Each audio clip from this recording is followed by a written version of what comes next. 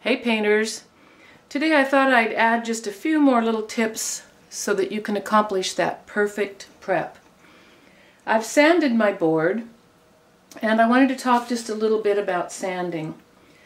I am always in a hurry, I'm always impatient, so I don't usually mess around with fine sanding paper.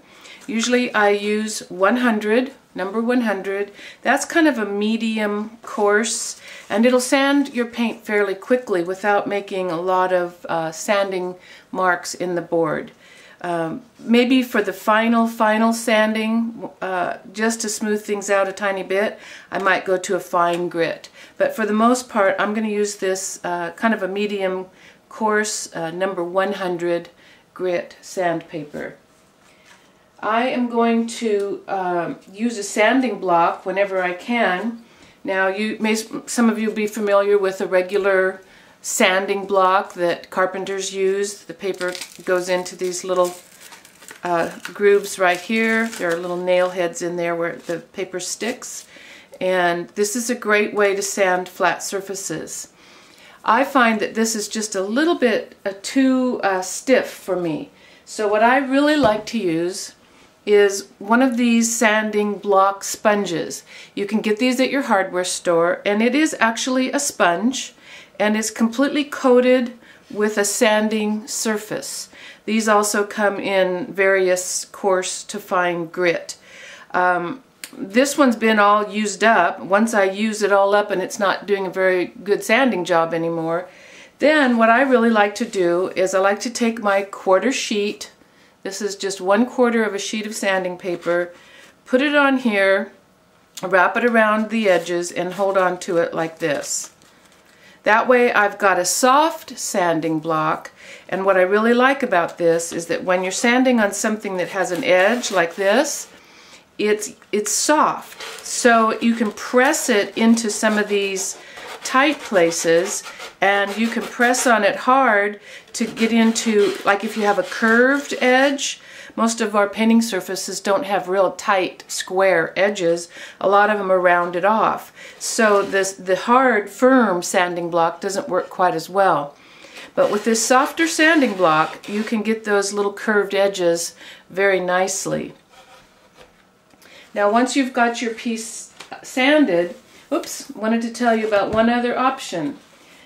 Some of you gals, and I'm not just talking to gals, but usually it's the gals that don't know about a little miracle appliance called a palm sander. It's called a palm sander because you hold it in the palm of your hand, and your piece of sandpaper gets attached here to the back. And depending on the brand and how old your palm sander is, it's going to have a little mechanism that's going to have a little clamp here in the front, and your sandpaper is going to come around, slip in there, and get clamped down. Then you've got your sanding surface, you've got your on-off switch, and for flat surfaces, it's really fast and easy. If you're doing a great big fire screen or something that's huge, this is wonderful. The other thing that this is great for, that I so depend on it for, is if I'm going to paint one color and then paint another color over the top of it and then sand that second color, this does a really fast and easy job. So if you don't have one, Mother's Day, birthday, Christmas, ask for that palm sander. It'll really work well for you. Okay, we're sanded. Then we're going to take our wiping cloth, which remember, we're not going to use a professional tack cloth because it's got the oil in it. So we're just going to wipe all of the sanding dust off of our board. Sometimes, if I'm painting something that's going to look kind of country and primitive, I'm going to leave my board just like this. This is just a really nice prep surface to work on if you want to create something that's kind of primitive and country looking. So that might be my step, and might be just ready to paint on it within just a couple minutes. Sand it, dry it, paint it, sand it, dry it, and you're ready to go. However, if you wanted to give it that second coat, I have a couple of tips. Here's my bag with my tray and my paint roller inside. And that way I've kept it so that it didn't dry out and I didn't have to wash the paint out of that roller. Another little trick that I do, when I have a roller full of paint like this, sometimes I'll look around in my wood stash to see if I've got another wood piece that I might want to have that color, and use up the rest of the paint that's in the roller. Once I have finished my main project, I'll use up the paint that's in this roller to maybe put a first initial coat on the extra wood piece. Even if you decide later on to change your mind and do it a different color, at least you have one coat of paint on that wood piece and you haven't wasted all of your paint. For the second coat of paint, I generally am going to use a little less sealer in the brush. So I would probably use 4 to 5 parts of paint to 1 part sealer rather than 3 parts paint. So all you're going to do is load up again, and you're going to paint that wood piece the same way we did before. I'm going to start on the edge, paint it, paint the surface, and then I'm going to let it dry. So I'll set this aside and let it dry, and we'll get ready to put our pattern on.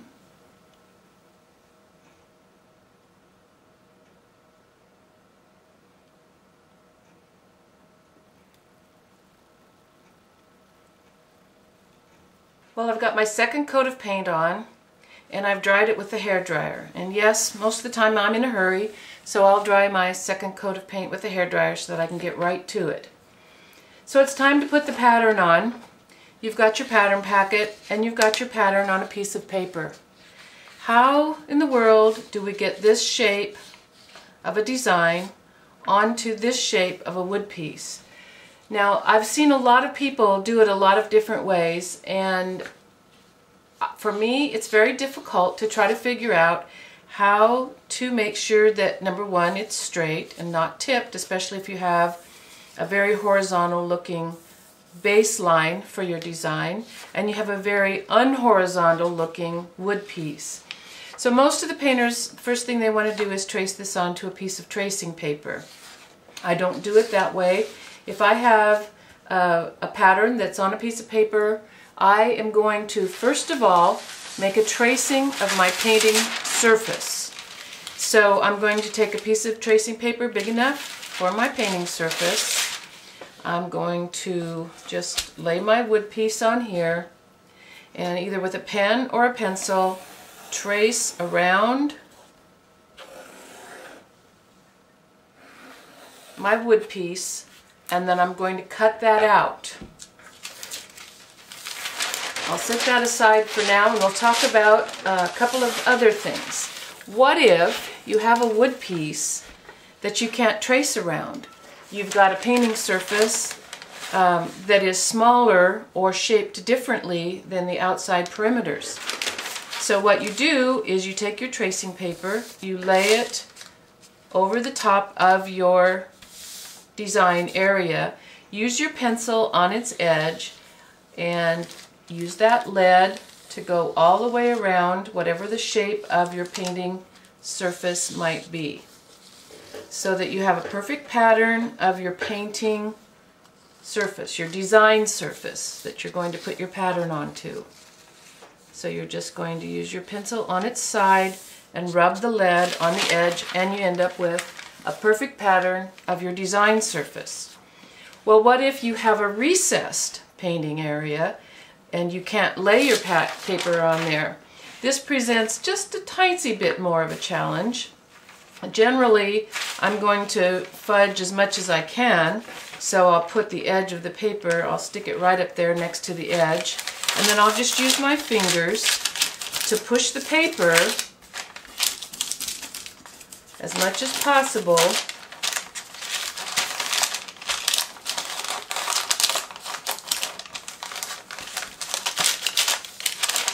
and mark. Even if you don't have fingernails, you can still do this. Mark that. And then generally, I kind of lose track of it once I pick up my scissors. So before I start cutting, I'm usually going to give myself at least an idea of where these lines are. Now remember, this isn't, this isn't a permanent thing that you're going to be using. No one's going to see this but you. So it doesn't have to be exactly perfect. Once you cut this out, you can adjust it so that it's going to fit inside of your recessed area, and then it'll be able to lay right in there. But it doesn't have to be perfect. It just has to be almost perfect. So now this little pattern piece, if I need to, I can trim it down a little bit, just wherever I see that it needs it. So now you'll have your nice little, and even though it might not be the exact shape, at least we know it's the right size. So it'll lay right down in there. Okay, so once you've got your pattern piece, we're going to cut this out, and I'll just do kind of a fast, sloppy job here. We'll cut out the pattern piece, and I don't like to wrestle with all that extra paper. I've seen too many painters try to take that big, huge sheet of tracing paper and lay it on their painting surface and try to get it straight. Over the years, I've seen many, many tears at the end of a project when it suddenly becomes evident that the pattern was traced on crooked or in the wrong place. Now we're going to assume that we want the pattern on this particular surface. We want the pattern to be in the center. I'll talk about if we want it offset in a minute. Okay, we have our perfect pattern for our painting surface. Okay, so how do we find the middle of our painting surface? Just take your pattern, fold it in half one way. Now, we've got a funny little thing here, so what do you want to consider to be the edge of your board? Do you want it to be way down here at the point? Do you want it to be up a little bit? So we just kind of have to adjust somewhat to say, okay, let's just say that a little ways in from the point is going to be kind of even with the largest curve of the heart. So we're going to fold it again. Now we kind of know where the center of our pattern is, or our paper is. And now I'm just going to mark that with a little dot. Okay, now we have this weird shape of piece of paper, which is rectangular, with this funny little pattern on it.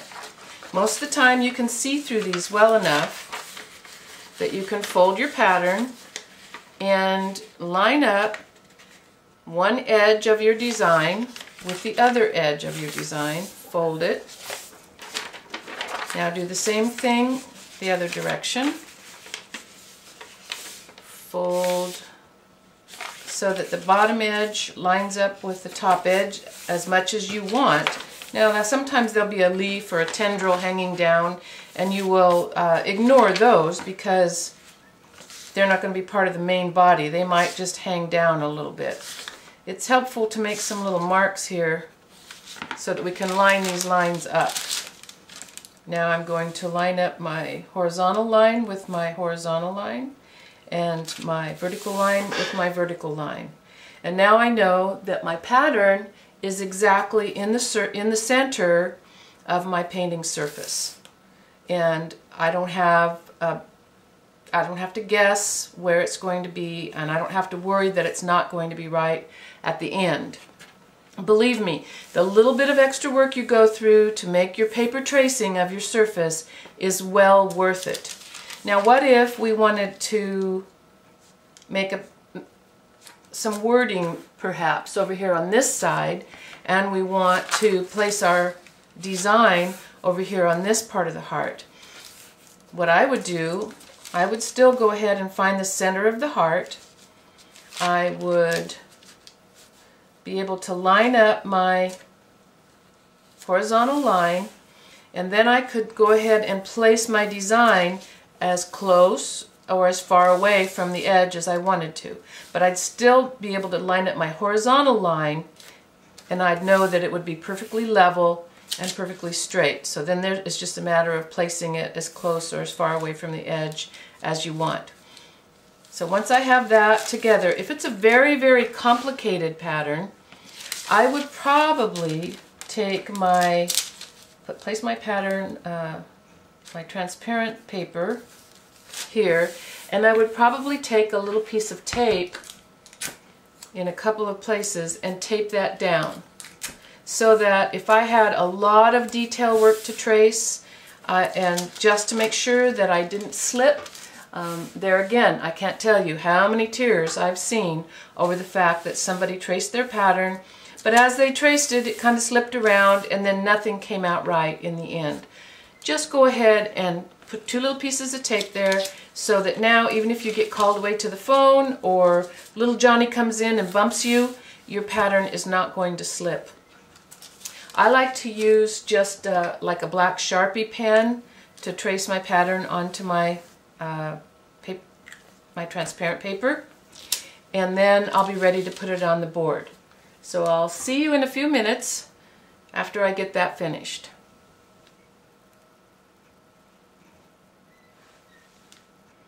Okay, I've got my pattern traced now, and I wanted to show you just a little trick. If you're doing a very, very complicated design, sometimes you can miss little parts that are insignificant, and you just kind of miss them as you're tracing along.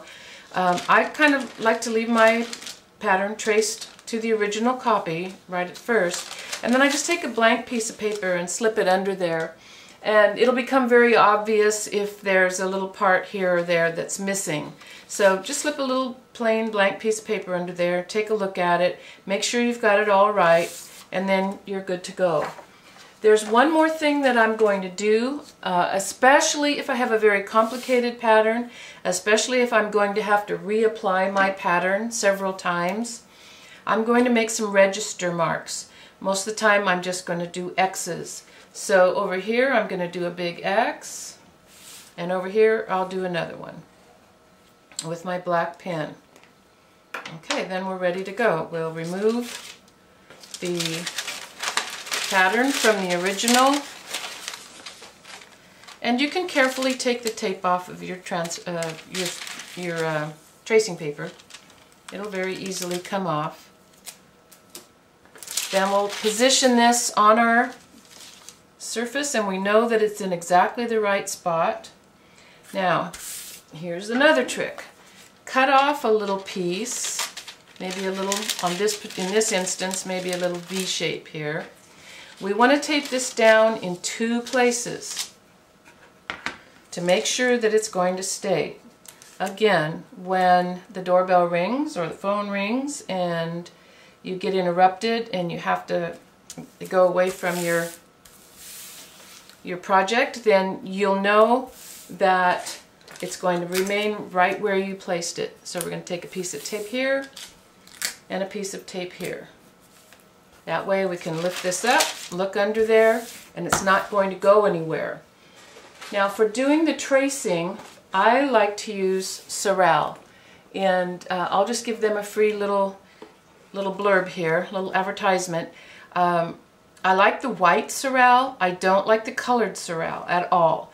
But the white Saral is so intense and chalky that it will show up even on a very light colored surface.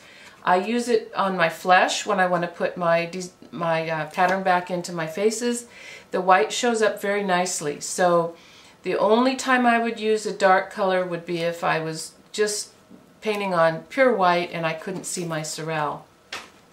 Now I've seen people take great huge pieces of transfer paper and stick them under their pattern, and then holding it down with one hand, trying to move it around. And then, like I said, tears at the end when you either have to do it over or you find out that your painting didn't turn out the way you wanted it to. This actually is a little bigger than it would even need to be. But the Saral, you can use it over and over. You can see that I've used this piece several times, and it's still got a lot of mileage in it. make sure that you put the chalk side down. With the Sorel, it's easy to tell because when you touch the chalky side, you're going to see chalk on your fingers. So you're just going to lift up your pattern, put your Sorel underneath, and I like to use a stylus. If I have a very intricate design, I might use a red pen in order to make sure I can see where it is I've already traced. But for the most part, I'm just going to use a plain stylus, one that has a small end and a large end. I'll use the small end as much as possible, and I'll trace this onto my board. Now, the one thing you have to be careful of is if you have just prepped your board like I just have, and you trace your pattern on with Sorel, the Sorel is pretty much going to be permanent. If you let this cure overnight and trace your Sorel on later, then you will be able to rub that off with just a little damp cloth. For the most part, the Sorel is going to come off pretty easily, but if this is very tacky from having just prepped it, your Sorel is going to become permanent. So my recommendation is to put your base coat on, let it dry. If you can't let it dry overnight, at least dry it very well with a hairdryer and give it an hour or two before you put your pattern on. And then once you have your pattern on there, I highly recommend that you use your cloth or paper towel and just rub over it to take off all the excess. One of the things I've discovered is that if we have a lot of chalk on these lines, and then after you paint over them, it is possible that if you rubbed over that with water, the paint could lift off of the place where that loose chalk is. So you want to make sure you take off any excess chalk lines that might be on your piece. And then you'll be ready to paint. I like to, don't forget to trace onto